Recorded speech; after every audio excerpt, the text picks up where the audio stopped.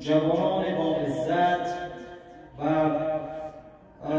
برادران عزیز و همه شما کسانی که از راه‌های دور در این محفل باشکوه ما تشریف آوردید و درود و مهر بسیار خاص در مرد سخن، مرد با شخصیت و مرد با درایت، کسی که با تلاش فراوان و زحمات بی‌پایان همچون یک محفل باشکوه را تدارک دیدند، جناب محترم مولوی صاحب خیرخواه خیرخواه. این جانب عبدالرحمن محقق از مهدی علم و فرهنگ، سرزمینی در لاجورد، زادگاه قلمبدستان این سرزمین، شهری سبز و زیبا، ولایت نامدار افغانستان، ولایت زیبای بدخشان، افتخار حضور در همچون یک محفل باشکوه را دارد. بنده در یک دست ملماس بسم الله و در دست دیگرم سکه سلام را گذاشتم و آن را احترامانه و صادقانه حضور تک تک شما عزیزان تقدیم می‌کنم. السلام علیکم و رحمت الله و برکاته. در نخستین دقایق آغاز این برنامه برای تزیین هرچی بیشتر این پروگرام و برای روشنایی بیشتر فضای این محفل خویش را آغاز میکنیم با تلاوت چند آیه از آیات کلام الله مجید. بدین ملحوظ از قاری صاحب محترم، قاری صاحب حشمت الله فقیرزاده احترامانه خواهشمند هستیم تا به سر استیج تشریف فرما شده و با تلاوت چند آیه از کلام الله مجید محفل ما را رنگین سازند.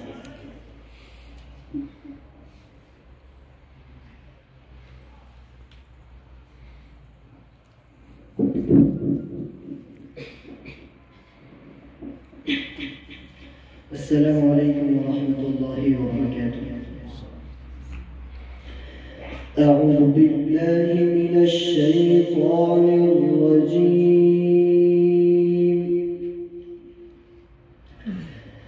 بسم الله الرحمن الرحيم.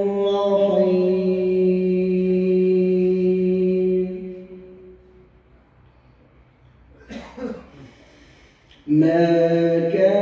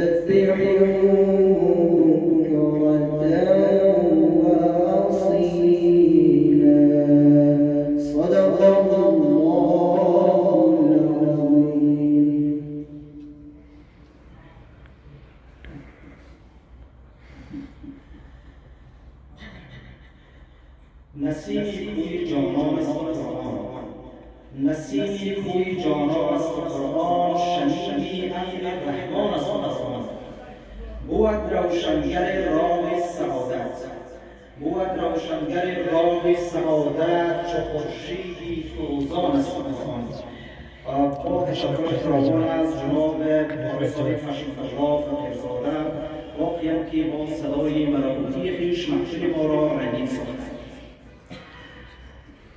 هر چیز از خود یک نگین دارد و یک ویژگی دارد و ویژگی این برنامه ما همین بخش برنامه است که این بخش برنامه را در خدمت جناب محترم مولوی صاحب هدایت الله محمدی قرار می‌دهیم.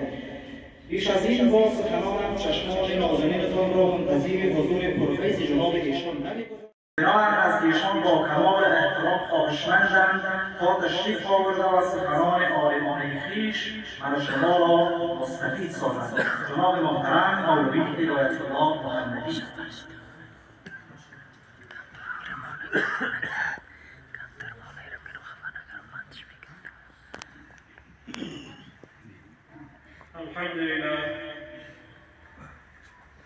الحمد لله أبدع الأخلاق والأرضين والصلاة والسلام على من كان نبيا وآدم بين الماء والطين وعلى آله وأصحابه أجمعين. أعوذ بالله من الشيطان الكافر المرتد اللعين الرجيم. أستفتح بفضلك وكرمك وعنايتك بسم الله الرحمن الرحيم. شهر رمضان الذي أنزل فيه القرآن. الآية. دوستانی نهایت عزیز، قرآن‌قدر در نخست تشریف آوری شما را و چنین یک محفل پرفیض و پربرکت و محفلی که در این دارد انوار الهی همچو باران میبارد تبریک و تهنیت عرض می‌دارم. دوستان نهایت عزیز، مجلس و یا محفلی که شما در این حضور یافته‌اید این محفلی عادی نیست، این مجلس اندکی نیست، بلکه این محفلی است که محفلی اختتامیه قرآن کلام پاک. این محفلی است که شما به کلام خدا گوش داده اید، کلام خدا را شنیده اید و برای شنیدن کلام پاک الله شما قیام نموده اید و روزش را روزه گرفته اید و شبش را قیام نموده اید. این اختتامی او تو یک محفل است. فضائل و برکاتی که در این ماه هست از خاطر بعضی واقعاتی که در این ماه اون واقعات به وقوع پیوسته، اون واقعات کاریست که این ماه را ماهی پربرکت‌تر بسازد. دیگه از جمله اون واقعاتی که در این ماه خدای متعال این ماه را فیض و برکت داده، از جمله اون واقعات همانا نزول کلام پاکش است. خداوند این ماه را فضیلت داده به خاطر از اینکه قرآن کریم در این ماه نازل شده. شهر رمضان الذی انزل فیه القرآن. ماه مبارک رمضان ماهی است که در این ماه خداوند نازل کرده قرآن کریم را.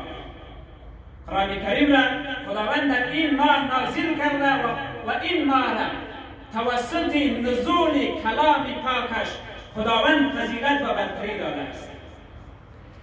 پس دوستان نهایت عزیز، چون که شما از یک ختم یا یک گوش فرا دادن به کلام الله فارغ شده اید، پس لازم است که بعضی حقوق این کلام پاک را برای شما عرضه بکنم. دوستان نهایت عزیز گرامی، این کلامی را که ما و شما گوش فرا می‌دهیم این حقوقی داره بر ما که باید حقوقش را رعایت بکنیم. از جمله حقوقی که این کلام پاک بر ما دارد همانا ایمان و عقیده داشتن با این کلام است.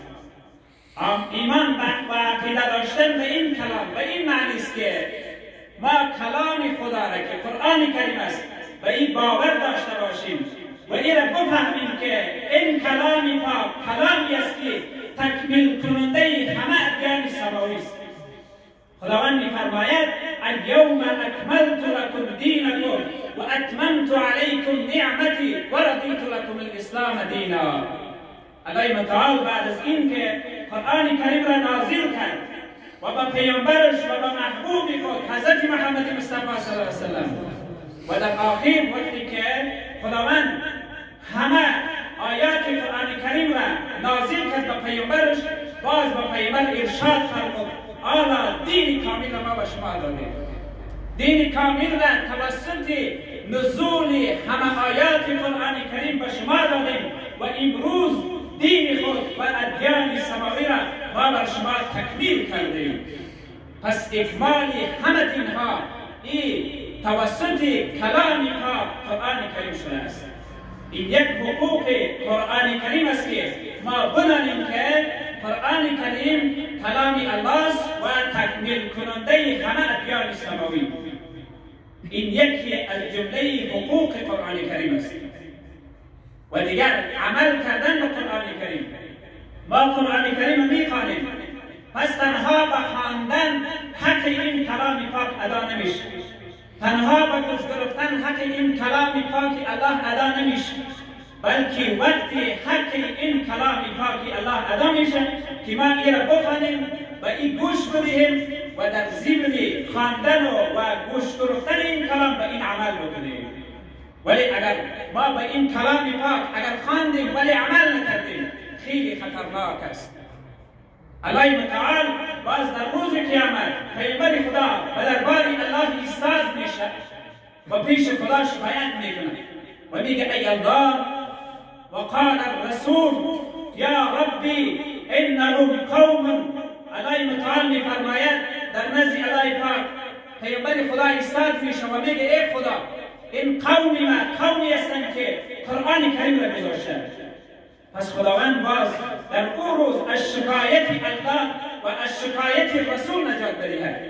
پس بنابراین لازم است بر ما که اگر خواسته باشیم از شکایت خدا و رسول و قرآن در امان بمانیم، بعد از خواندن و تلاوت بعد از گوش گرفتن باید به این کلام پاک ما عمل بکنیم. و این کلام الله باید ما عمل بکنیم و این آیاتی را که میخوانیم معنی و مفهومشان را یاد بگیریم و به اینها ما جامعه عمل بپوشانیم. دیگر حق قرآن کریم را باز ما ادا کردیم. ولی اگر قرآن را خواندیم و با فرمودهای قرآن کریم عمل نکردیم حق قرآن کریم را ما تکمیل نکردیم. این دیگر حق قرآن کریم بود. و دیگر حق قرآن کریم همانا محبت کردن با کلام پاک الله است.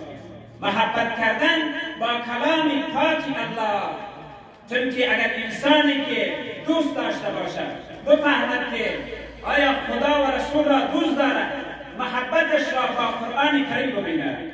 حضرت عبدالله بن مسعود رضی الله تعالی عنه میفرماید هر کس که خواسته باشد بداند که آیا خدا و رسولش را دوست دارد و یا نه، این محبتش را با قرآن ببینه که با قرآن چقدر محبت دارد.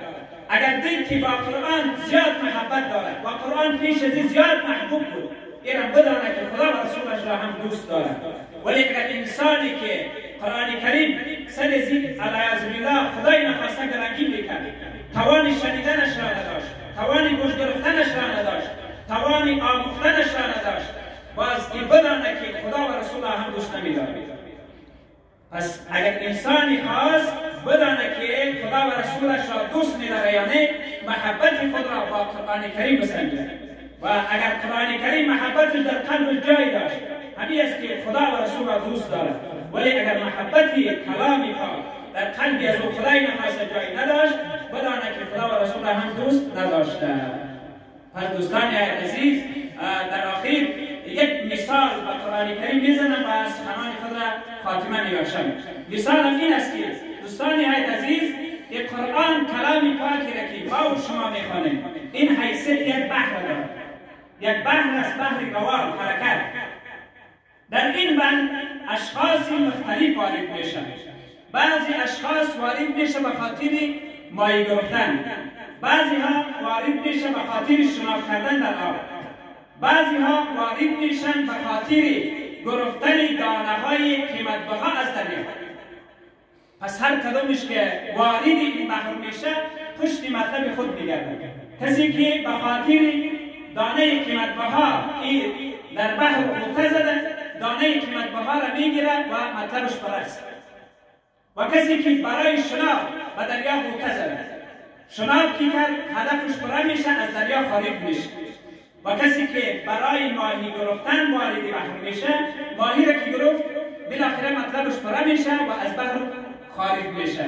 پس دوستان عزیز این مثال قرآن کریم است. قرآن کریم تو یک بحری است که فلسفه، اقتصاد، طب، علم دین همه در قرآن کریم موجود دارد. اگر فلسفه‌دان تعصب نکنه، در فلسفه خود تحقیق بکنه و آیات قرآن کریم بخوانه، باز او در میابه که منبع فلسفه از قرآن کریم است. اگر طبیب و طبابتدان اگر زیر نکنه قرآن کریم بخوانه، دلیل طبابت خود از قرآن کریم بیابه. اگر هر کس که در هر بخشی که است، اقتصاددان است، فارماسیست است، ژورنالیست است، هر کدامش که اگر با قرآن سر بزنه، با قرآن عمیق مطالعه بکنه، همان دلیل مسلک خود در قرآن کریم چی میکنه در میابه. پس دوستان عزیز این کلام پاک قرآن این کلامی است که اگر ما شبها را در مورد از صحبت میکنیم فضایل از این به پایان نمیرسه. گوش گرفتنش هم برکت است، فضیلت دارد، خواندنش هم برکت دارد، همه خدمت کردنش هم برکت دارد. پس چون که شیخ سیبا زیاد هستند دیگر وقت برای ما میکنند یا دیگر پس بینند در اینجا سخنان خود را به آخر میرسانم و امیدوارم که الله متعال خیرات، صدقات، گوش گرفتن همه خدمت‌هایی را که این مردم درباره قرآن کریم کردند آنها را قبول درگاه حق بگرداند و آخر دعوانا ان الحمدلله رب العالمین. استودیکم تشکر.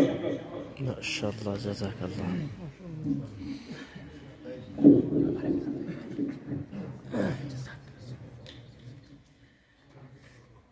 چراغ راه من نور مبین است، چراغ راه من نور مبین است، کتاب جاویدان روی زمین است. بخوان با چشم دل هر آیه اش را، بخوان با چشم دل هر آیه اش را، که قرآن رهنمای متقین است.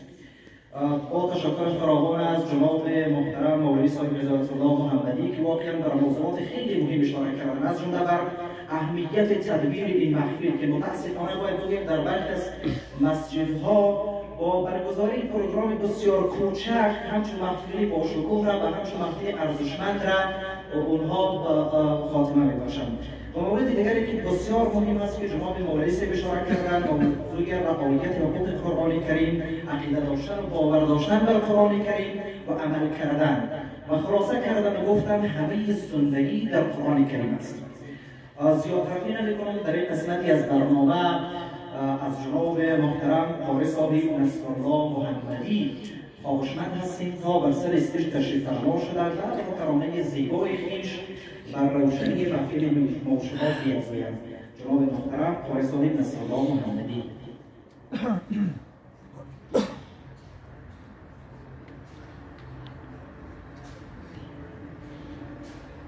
السلام علیکم و رحمت الله و برکاته.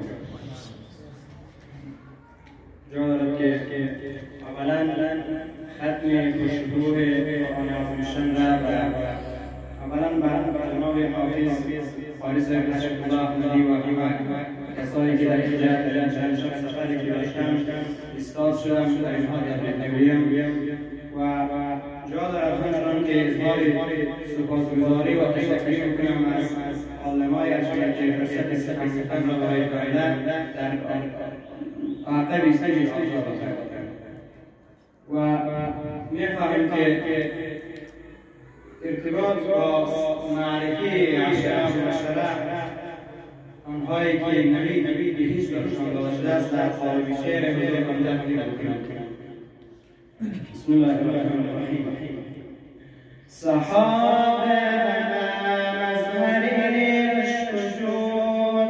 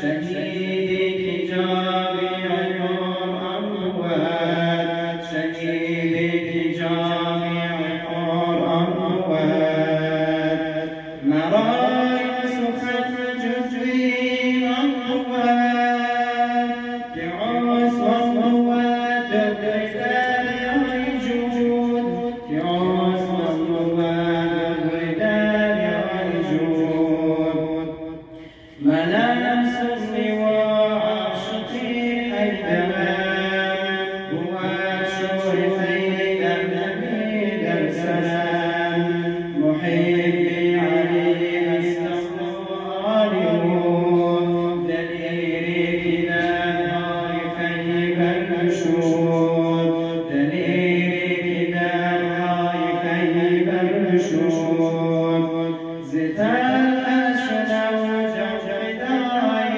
نبی سپر دستی و ششرای نبی سپر دستی و ششرای نبی زبان هواری حضرت است به حکم خبر جای و جنت است به حکم خبر جای و جنت است زبیر و علی را به هم بیعت است زبیر و علی را به هم بیعت است که باشد شفاهم به جنت فرود دو یاری بیش که چو سعد و سعید دو یاری بیش که چو سعد و سعید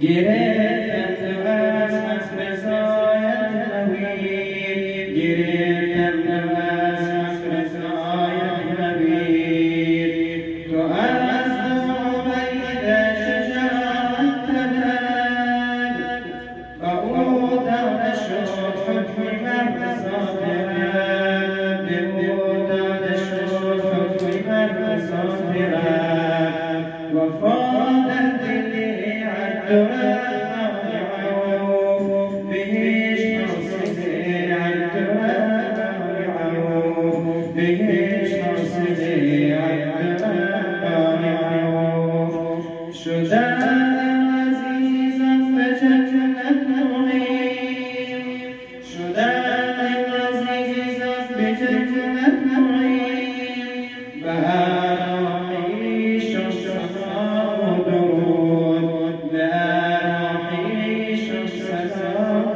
درود از توجیه جوان سپاس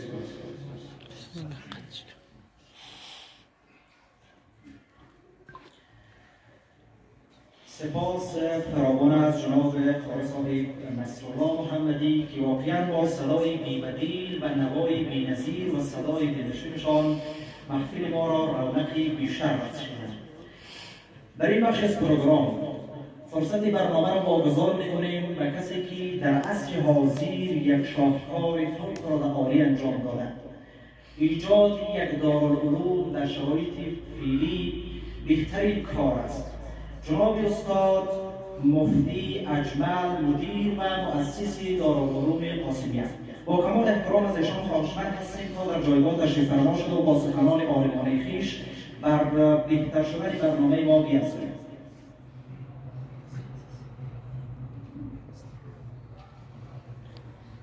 أعوذ بالله من الشيطان الرجيم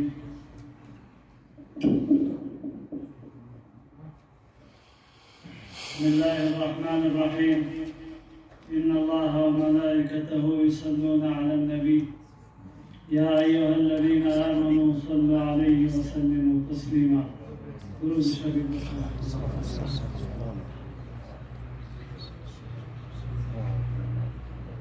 السلام عليكم ورحمة الله وبركاته